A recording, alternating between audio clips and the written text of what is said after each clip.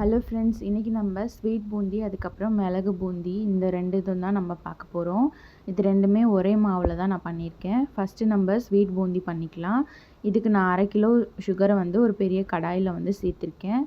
இது கூடவே நம்ம 1/4 லிட்ரு தண்ணி ஊற்றி நல்லா கரைச்சிக்கலாம். நல்லா சுகர் கரையிற வரைக்கும் கிண்டி விட்டுட்டே இருங்க. இதுக்கப்புறம் நம்ம 1/4 கிலோ கடலை மாவு எடுத்திருக்கேன். இது கூடவே 70 கிராம் பச்சரிசி மாவு சேர்த்துருக்கேன். அதுக்கப்புறமா ஒரு 1/4 டீஸ்பூன் போல் பேக்கிங் சோடா சேர்த்துருக்கேன். இப்போ நம்மளுக்கு சுகர் நல்லா கரைஞ்சி கொதிச்சிட்ருக்கு. இப்போ இந்த கூட லெமன் பவுட்ரு நம்ம சேர்த்துக்கலாம். எல்லோ கலர் பவுட்ரு நம்ம கலருக்கு தகுந்த மாதிரி நம்ம போட்டு நல்லா மிக்ஸ் பண்ணிக்கலாம். மிக்ஸ் பண்ணி நல்லா சுகர் பிசுபிசுப்பு தன்மை வர வரைக்கும் கொதிக்க விட்டுக்கலாம்.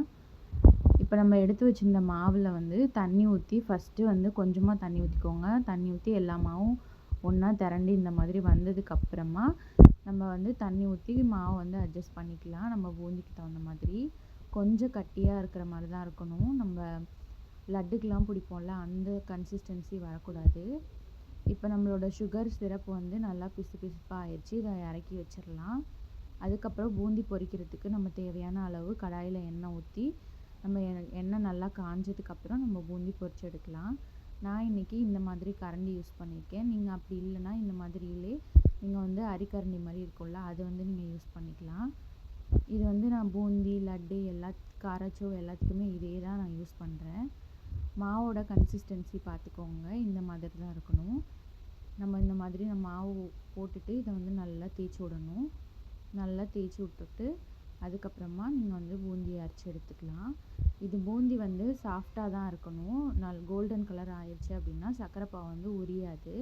இது வெந்துருச்சான்னு செக் பண்ணுறதுக்கு நீங்கள் ஒரு பூந்தி எடுத்து அமுக்குனீங்க அப்படின்னா உடையும், உள்ளே சாஃப்டாக இருக்கும். அதுதான் பார்த்தோம். இந்த பதத்திலே நீங்கள் நல்லா எடுத்துட்டு ஜீரா சூடாக இருக்கும்போதே இந்த பூந்தி பொரிச்சதெல்லாம் எடுத்து நீங்கள் இதில் போட்டுருங்க. போட்டுட்டு நல்லா இந்த மாதிரி கரண்டியால் அமுக்கி விட்டுருங்க. இதே மாதிரியே அடுத்த பேட்சையும் நம்ம செஞ்சு எடுத்துக்கலாம். நான் காமிச்சிருக்க அளவுக்கு கரெக்டாக இருக்கும் சுகர் சிரப்பு. அதிலே நீங்கள் கொஞ்சமாக நீங்கள் மாவு எடுத்து நீங்கள் மிளகு பூந்தி செஞ்சுக்கலாம். அப்படி இல்லை சுகரோட கரெக்டாக இருக்கணும் அப்படின்னா நீங்கள் 200 கிராம் கடலை மாவு எடுத்துக்கிட்டிங்கன்னா போதுமானதாக இருக்கும். 30 கிராம் அரிசி மாவு எடுத்துக்கலாம். இப்போ பூந்தி நல்லா உறிஞ்சிருச்சு. இதை இப்போ நம்ம தனியாக எடுத்து ஒரு கடாயில் சேர்த்துடலாம். இந்த மாதிரி நான்ஸ்டிக் கடாயில் சேர்த்துக்கோங்க. அப்படி இல்லைன்னாக்கா நீங்கள் தனியாக ஒரு பிளேட்டில் கூட நீங்கள் மாற்றிக்கலாம். ஏன்னா கடைசியாக நம்ம பூந்தியை கொஞ்சம் நேரம் ஹீட் பண்ணுவோம், அதுக்காக. இப்போ நான் அதே மாவில் கொஞ்சமாக மஞ்சத்தூள், அதுக்கப்புறமா 1/2 டீஸ்பூன் மிளகுத்தூள் சேர்த்துருக்கேன். இதில் நீங்கள் பெருங்காயத்தூள் சேர்த்துக்கலாம். நான் இன்றைக்கி ஓமம் சேர்த்துருக்கேன். இது கூடவே தேவையான அளவு உப்பும் சேர்த்துடலாம். சேர்த்துட்டு நல்லா மிக்ஸ் பண்ணிக்கலாம். இந்த பதம் எப்படி இருக்குன்னா கொஞ்சம் தண்ணி பதமாக இருக்கணும். ஸோ நீங்கள் தண்ணி கொஞ்சமாக ஊற்றி நல்லா மிக்ஸ் பண்ணி எடுத்துக்கோங்க. நீங்கள் சப்போஸ் ஓமம் சேர்க்குறதா இருந்தால் நீங்கள் நல்லா க்ரஷ் பண்ணிவிட்டு இந்த மாதிரி சேர்த்துக்கோங்க. வாசம் இன்னும் நல்லாயிருக்கும்.